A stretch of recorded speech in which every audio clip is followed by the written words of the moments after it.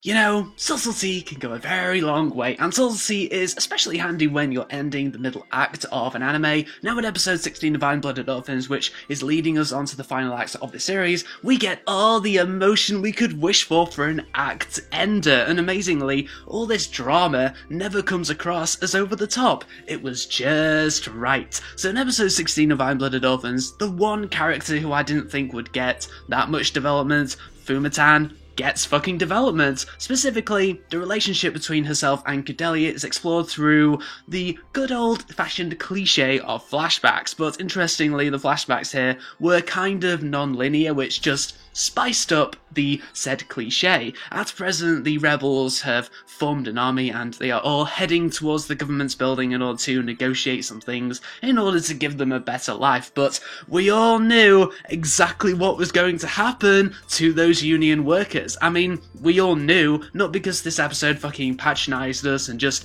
told us outright, we found out simply through Auriga's reaction to the whole situation. Subtlety, people, subtlety. So anyway, shit is really hitting the fan because Cordelia is trying to find Fumatan whilst the streets are being lined with protesters that are about to meet a certain fate, which of course really added lots of intensity to this episode. Then the inevitable happened, but one thing is really bothering me here, people. How the fuck did Cordelia survive that massacre? I know she's a main character and all that, but surely she should have died in that situation. Nobody could survive that, surely. It would have made more sense if Fumatan just jumped into all the commotion like a badass and protected Cordelia during the massacre, which would have avoided the whole cliche of character A blocking just one bullet from character B at the last minute. But no, this episode ends with the cliche of character A blocking just one bullet from character B at the last minute. It was very emotional though, people. Emotional! So yeah, this was a very well thought through episode. I suppose it could not have avoided the cliches of flashbacks and last minute saves, but although those things